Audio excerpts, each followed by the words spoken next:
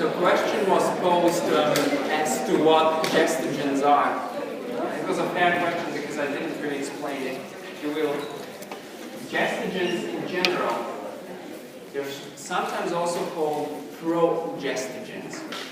In general, in humans, progesterone is the main gestogen. Gestogens are hormones, steroid hormones, which support the ongoing pregnancy. And that is an extreme simplification of the definition. But what you need to know now is progesterone is the main gestogen and it supports pregnancy. It will have zillions of roles even when there is no pregnancy, but you will learn about that in the third and the fourth lecture. Okay? So gestogens or progestogens support pregnancy. They're steroid hormones, and the most important of them is progesterone. Also,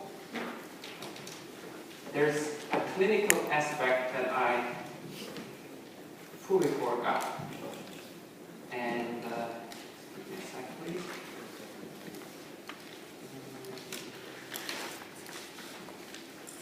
There you go.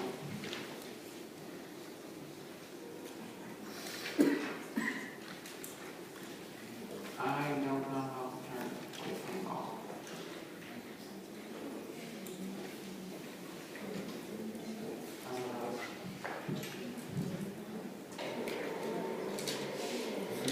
It's a success. So, the pulsatile nature of the GnRH secretion is in fact so important that if in the clinical work we apply GnRH analogs that have a long-lasting effect, so you give the patient an injection of GnRH analogs which have a long half-life in the plasma, so there's a constantly very high GnRH concentration that will not activate the LH and FSH secretion, it will shut it down, because then the receptors will what's the proper word for it? Help me out here. Desensitized. Yes, they will get desensitized. Okay? So the GnRH not only comes in pulsatile manner, it has to come in pulsatile manner so as to have a proper hypothalamus pituitary gonad function. Okay? So that's so important, and we exploit this feature in the clinical work. You will learn about it mainly in urology. Okay, let's see what and how these two cells in the gonads work. Why are they there? What is their main function, and how do they carry out these functions? First of all, I will show you some electron micrographs of the Leydig cell first. And this is a smaller magnification, this is a higher magnification. I hope you are to some extent acquainted with electron micrographs. So what do we have here that really sticks out? We have these holes. What could that be? No? That's not hormones. Steroid hormones are not stored. They're always produced on demand, right? These are fat droplets. Very good indeed. We also have, that is the nucleus, that's higher magnification, lots of mitochondria. And what's this spaghetti-looking thing? Golgi. That's the ER. So what can we infer from this? So we have lipid droplets, a lot of mitochondria, a lot of ER. That would be a telltale sign of a steroid-producing cell. Typical. Why? Because cholesterol is what's stored in esterized form, right? And that can be mobilized, taken up by mitochondria. That's where the side chain cleavage happens. And then most of the other steps will take place in the endoplasmic reticulum. Okay? Interestingly enough, there are these so-called Ranke crystals in human Leydig cells. We don't know who put them there.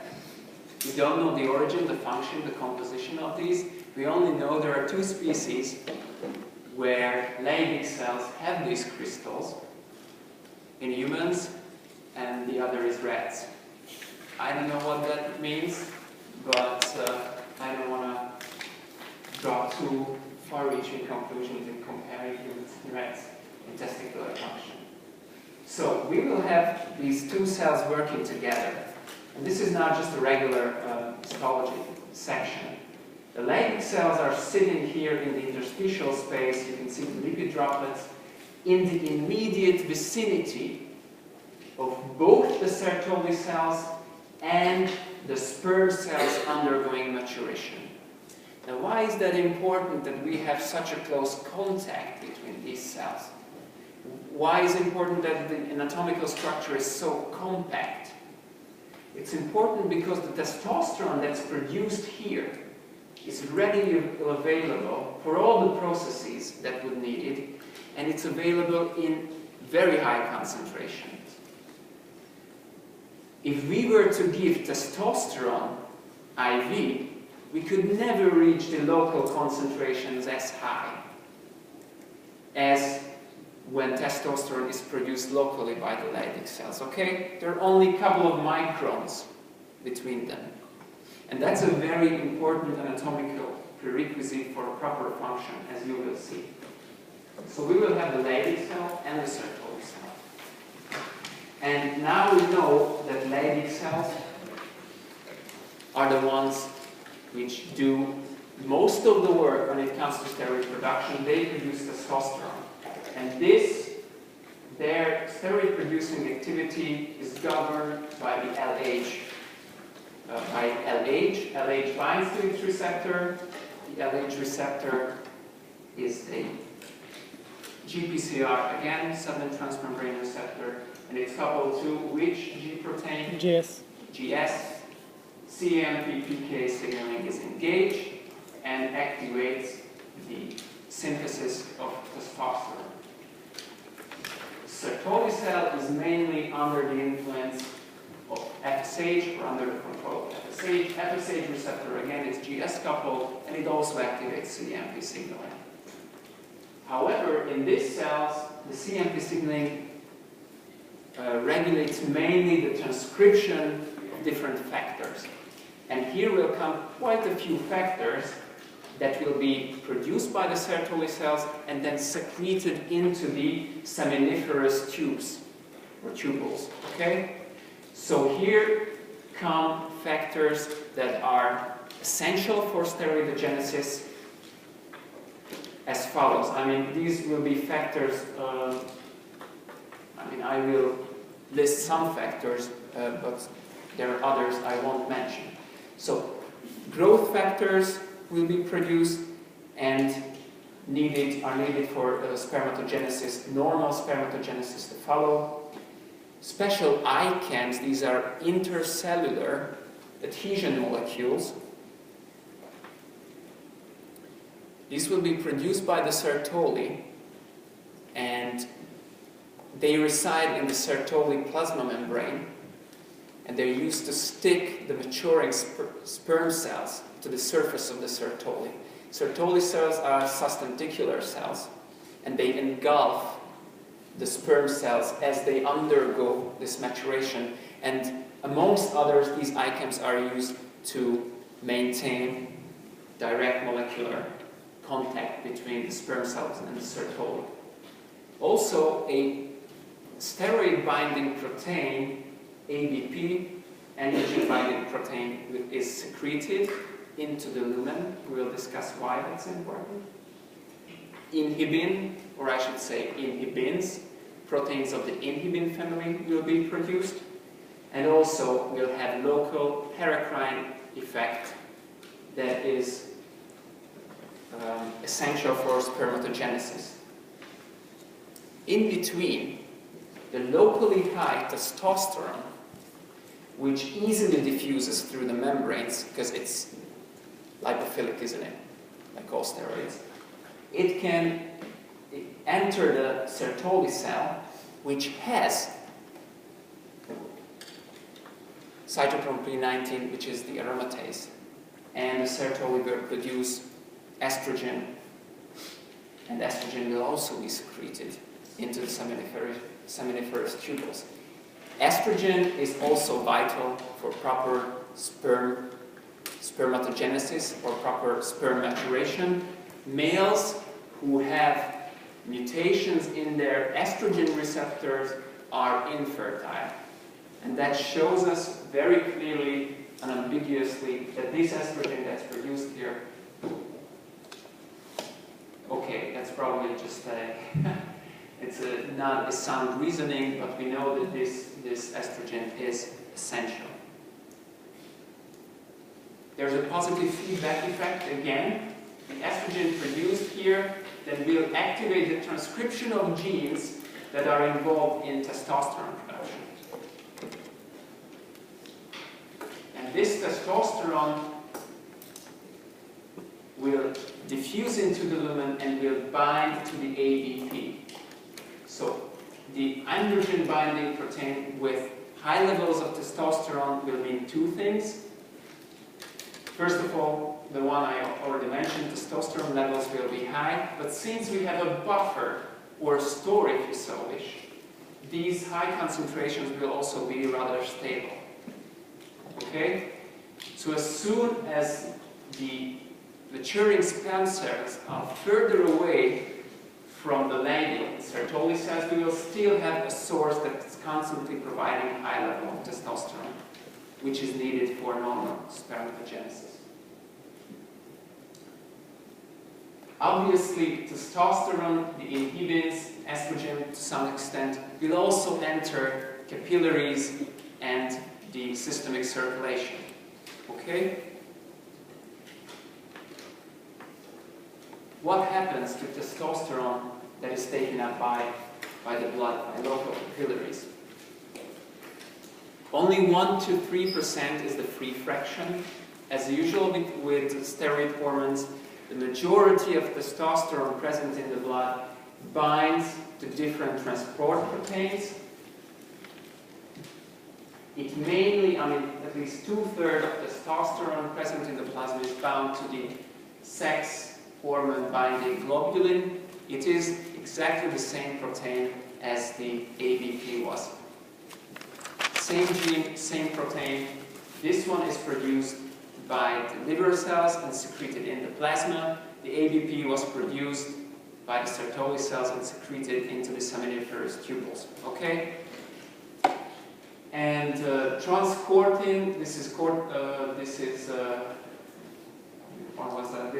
the cortisol binding protein, or transcortin, and albumin to some extent also binds testosterone.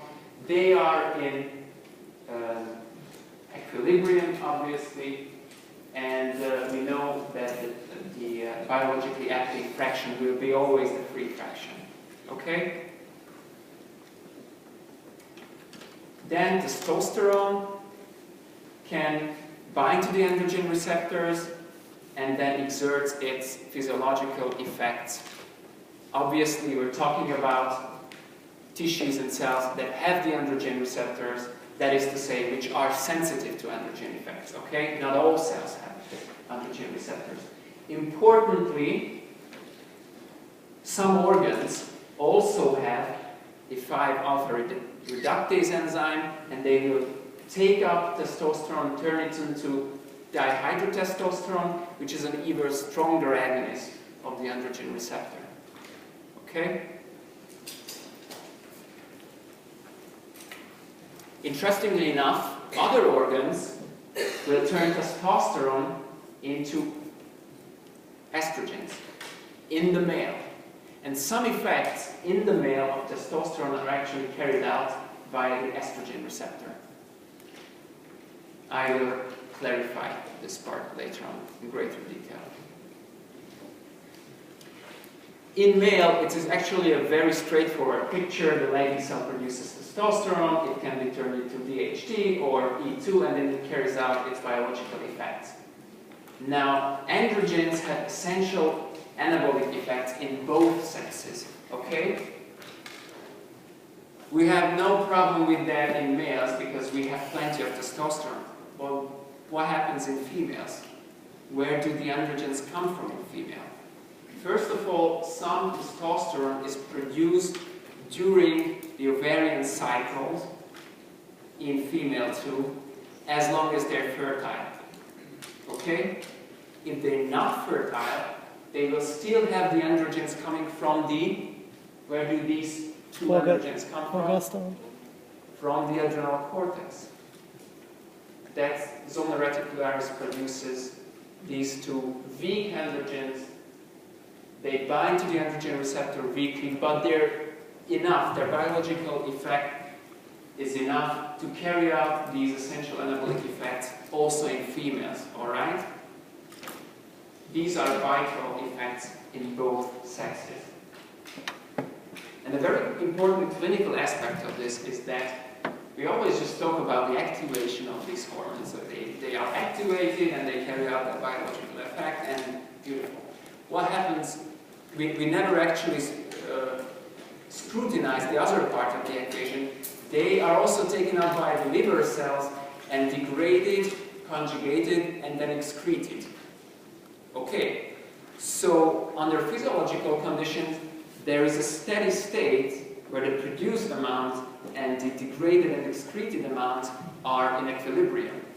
And importantly, if the liver fails in chronic or acute liver failure, this process will not take place anymore. Obviously, steroids will not be taken up, and funnily enough, the steroids with estrogen effects will accumulate more than steroids with androgen effects, and this will cause a so-called estrogen dominance in people with liver failure.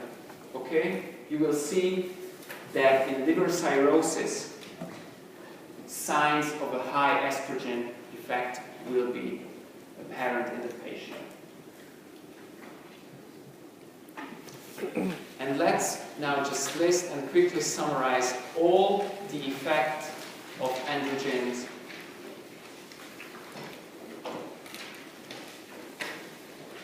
mainly in males, but to some extent in females too.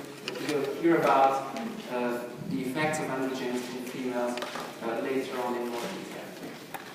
First of all, that's very plain and simple, the endothelin feedbacks, inhibition of GnRH, or FSH and LH production. We discussed this.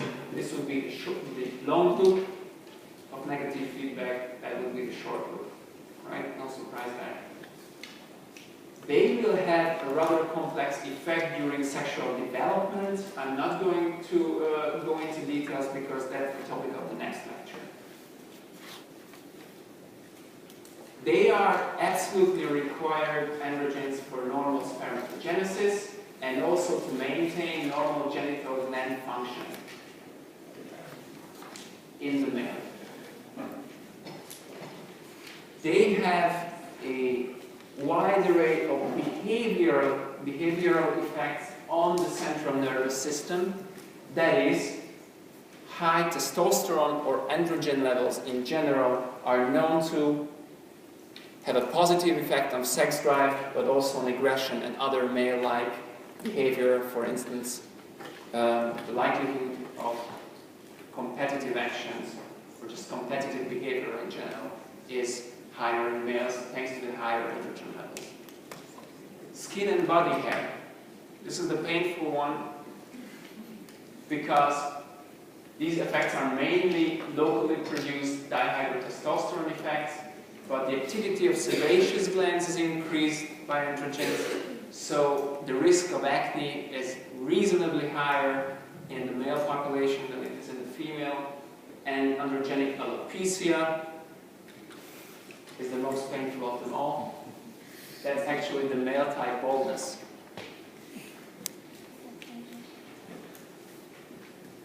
Since these are dihydrotestosterone effects, do you see a therapeutic possibility there? Inhibition on 5-alpha reductase? Yes, that's what we try, and it sometimes works, and for reasons unknown, sometimes it doesn't.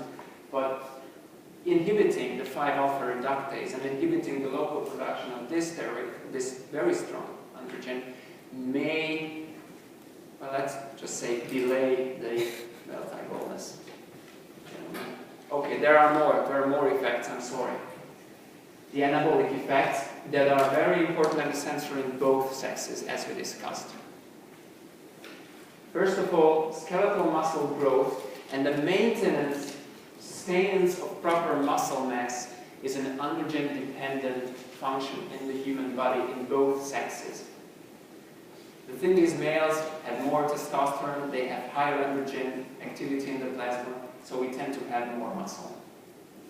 No surprise that. Bone mass, the increase or the maintenance of bone mass is also an anabolic effect of androgens. They can favor osteoblast activation and the mineralization of the bone epithelium.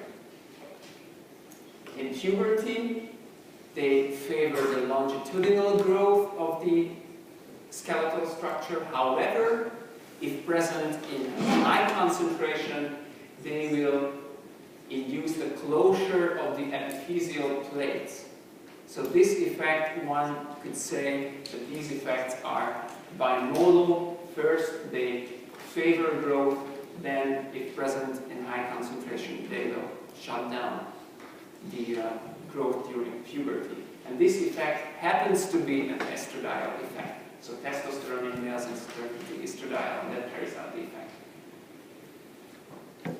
Hemoglobin. The transcription of hemoglobin can be boosted by androgens. Okay? Males tend to have a higher hematocrit level as females.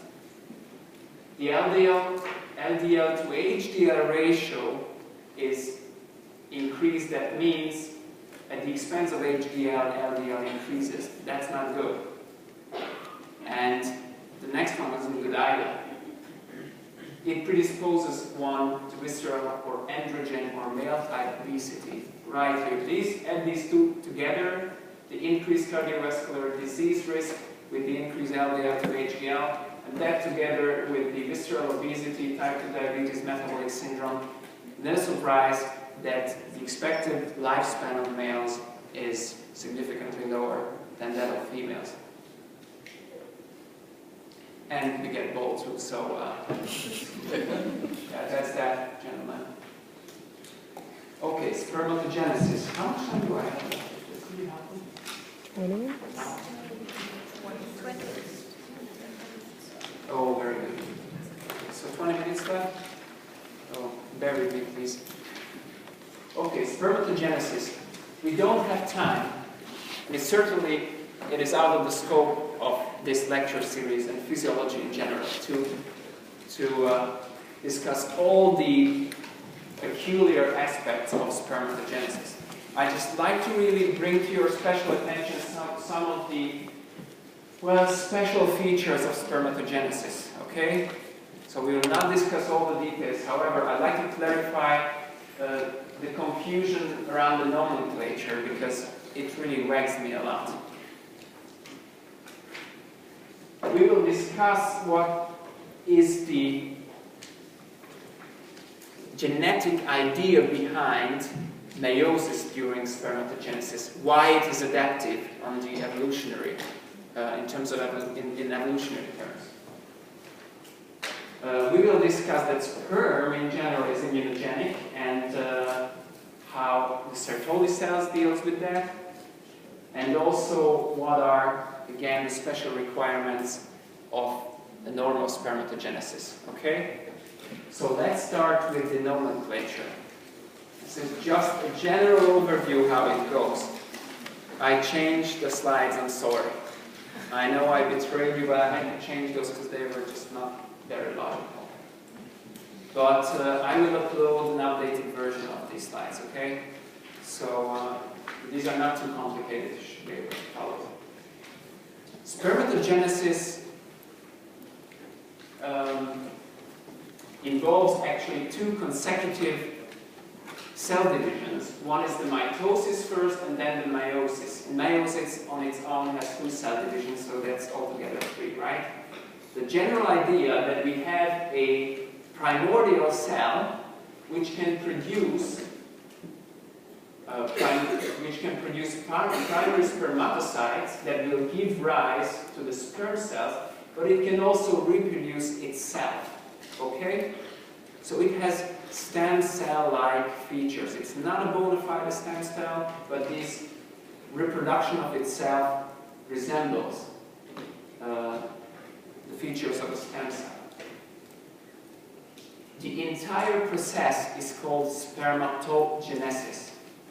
So, as to the confusing nomenclature, spermatogenesis is the entire process by mature sperm cells, these ones, also called spermatozoa, are produced from these primordial cells, the spermatogonia, first by mitosis, which yields primary spermatocyte, and by subsequent meiosis, which yields secondary spermatocytes, spermatids. Okay? I will not ask this definition. Okay? But in the literature, and in the textbooks, and also in the internet, you will find spermatogenesis, or sometimes spermiogenesis, or sometimes spermiation. So I just like to give you a heads up here. The last 2 parts of this process is called spermiogenesis, where the spermatids formed undergo a small maturation process and yield mature sperm cells. Okay? Some textbooks will say that the entire process is the spermiogenesis. And frustratingly enough, other textbooks say spermiation. The definition of spermiation is only the very last, definition should be actually, is just the very last step of this maturation process, where the spermatozoa are released from the ceratoid, they just minding their own business in the tubules, and then they undergo further slow maturation, and that's called spermiation. Okay? As far as I'm concerned, you can call this the entire process spermatogenesis, spermiogenesis, production of sperm cells, whatever, but you may well stumble upon these expressions in different textbooks. Now the interesting thing here, however, is that each and every step takes an unusually long time to run its course. Each and every step usually takes around 10 to 17 days to run down. And since the cells reside in the pertinent stasis of mitosis or meiosis for a long period of time, if you take a section of the testes, that's a histological section, you will see quite a few, you will see an incredibly high number of dividing cells. Because the entire process is very, very slow, probably because of the high quality control that has to go with sperm production. And I will verify.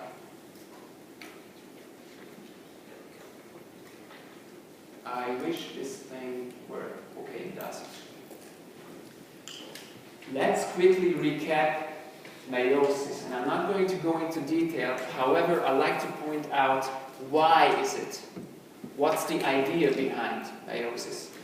So, we start with a parent cell, okay? With a simple genome, 2 chromosomes. This is a diploid cell having a long and a short chromosome. And it has 2 copies of both. One is the maternal, the other one is from the father's side. Okay? This would be actually a normal somatic cell. Then the chromosomes make identical copies of themselves. So we will have 2 long fraternal and 2 long maternal chromosomes and 2 short maternal and fraternal chromosomes. No surprise there. Then the similar chromosomes, also referred to as the homologous chromosomes, line up so that they can exchange genetic material. And this is mainly due crossing over. Okay, so what we have here is a new version, a new combination of the genes that were already there. Then the pairs of chromosomes divide, and then divide again, and we end up with bona fide haploid cells, which contain the same material as these cells, the same genetic material, but in different combination. So that's where new combinations come in,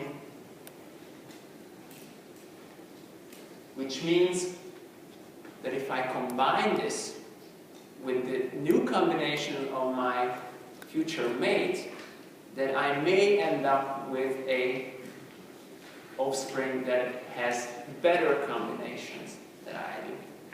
Alright? So that's the general idea. And I'd like to point out that if we apply this scheme now to spermatogenesis, then this cell will be the primary spermatocyte. This cell here would be the secondary spermatocyte, and then these guys down there, the 4 sister cells, they would be the now immature spermatids that will undergo the maturation process and leave us the sperm cells.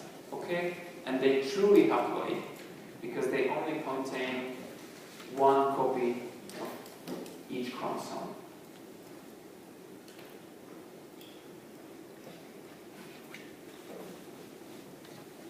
So if we have meiosis, that we add variation to the system, we introduce new combinations. But still, if you have a look at sexual and asexual reproduction, now from the mathematical point of view, then you may find that actually asexual reproduction should be a lot more effective than sexual. So if you have sexual reproduction, where you have two offsprings in every generation, you have a mother, father, they have 2 offsprings, mother, father, in every generation. So you end up with a family tree that only has a trunk, right? There is no multiplication of the population here. Whereas bacteria, they reproduce in an asexual way. Here in this scheme, each and every individual has only 2 offsprings, just as here, yet we have a proper family tree with exponentially growing population. So then what's the big fuss about sexual evolution? Why do we bother in the first place? Okay, meiosis adds some variability to the system, but still, I mean, this is not growing at all, and this expands very quickly indeed. The thing is that since here we combine genes, we may actually end up with an offspring that has an exceptionally adaptive genetic material. So this is a population that reproduces asexually. There is no sex involved. So where's the fun in that, right? Let's assume that we have 2 genes, A and B. And there are other premises that the uppercase letters are really advantageous in this situation, okay? So in one population, A mutates to the very, very good gene. And in the other population, B mutates to a very good gene. They will never meet. Unless, after a long period of time, by chance, in this population, B is also mutated into the uppercase B, and that is a very adaptive individual and then the population. Whereas if you have sex, then one mutation happens here, the other one here. As soon as they have a chance to combine those, as soon as it happens, and the 2 mutations are truly adaptive, they will start growing exponentially and outgrow the obsolete 2 populations very quickly indeed. So this fuss about reproduction and GnRH and FSH and LH, it consumes a lot of energy, plus time you have to find a mate, and then you have to actually impress her or him, and so on and so forth. But that, if you happen to be successful, you had meiosis, you have a great variety of combination of genes, and you have the chance to combine it with someone else's.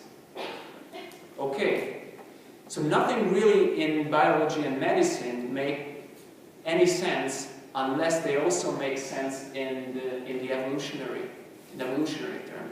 And we see that sex actually does. Both meiosis and both exchanging genes in a sexual way does add a certain advantage. Okay? So back to spermatogenesis. That was just a side note as to why we bother to waste so much trouble with sex. There is another situation here that has to be dealt with, namely that spermatogenesis only starts during puberty. Why is that a problem? This raises a new problem, and I will explain why. Oh gosh. I want to show you this. No, I want to show you this. Sorry, I'm confused. Absolutely confused. But the hour is late, so I'm excused. So spermatogenesis only starts during puberty. This means we have a new cell type that only appears during puberty. That means our immune system has never had a chance to meet this cell type. And there was no way that we could develop immunological tolerance, right? Usually we are tolerant against our own antigens. But here, at puberty, at the age of 15, certainly a new cell type with new proteins appears in the system. Now that's a problem, because if the immune cells can come into contact with these cells, they will treat this as a foreign antigen. So we will have to create immunologically privileged sites for the sperm cells to actually survive in our body. And that is this function that is creating a barrier between sperm cells and the body is carried out by the Sertoli cells. They have tight junctions, and thus they create two compartments in the testis, a basal compartment that is available for the immune system, and an apical compartment, and no immune cells can go through. Actually, this is an electron micrograph of 1, 2, 3, 4, 5, 6 Sertoli cells coming together, and you can see this densely packed structure, which are tight junctions. So no immune cell can enter the immunologically privileged site, and under physiological conditions, we will not be sensitized against our own sperm. Okay? Similar spaces also are present in the retina. The retina itself is also an immunologically privileged site. Okay, and this is a Sertoli function. This is a very complicated, high-demand epithelial function. But what happens when it leaves the testis? Yeah, I'm sorry. What happens when it leaves the testis? It still remains outside of your system, doesn't it? I mean, during ejaculation, you get rid of the sperm cells, and then the next moment, you will actually, or not in the next moment, but shortly afterwards, you will also urinate. So that should be removed from the system. Alright, so that's not in the body technically, because it's outside of the epithelial barrier after the testis too. But that doesn't mean that people don't get allergic to their own sperm. Actually, they do get allergic to it quite frequently. And there's an important clinical aspect to this. When one testis is damaged, then sometimes it's wiser to remove it before the immunization against our own sperm occurs, so that the immune system will not attack the other side. And some protocols suggest when the the damage is acute, remove it so that there's no time for an immunological reaction, and then we can spare the other side. Okay? So we see the clinical corollaries, the direct clinical corollaries to this. So this epithelial barrier has to be intact at all costs. So what other factors are actually necessary for spermatogenesis?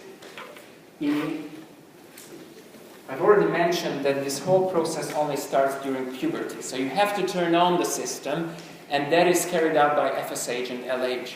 These are two histological sites of the testes. That's prior to puberty, and that's right after the puberty. The magnification is the same. Before puberty, you have small tubules, small seminiferous tubules, and the epithelium is rather thin too. As soon as FSH and LH initiate the maturation of Leydig cells and Sertoli cells, the tubules become bigger, larger, and the epithelium is substantially thicker and houses all the cell types, all the maturing cell types necessary for spermatogenesis. So we need FSH and LH. However, the clinical experience is that if this histogenesis occurred once during puberty, and then you have an elderly male, not very old, but an elderly male as a patient, it may be sufficient to add LH alone to sustain spermatogenesis. So to initiate the entire process, so that the testes ripen, you need both. But in a clinical settings, you may get away with giving LH only if this maturation process once occurred. Okay?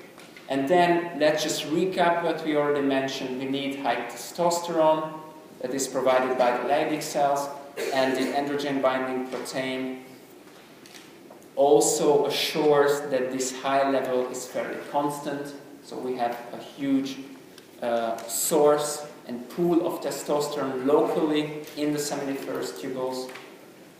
The Sertoli produces estrogens. They also necessary for the maturation of sperm cells.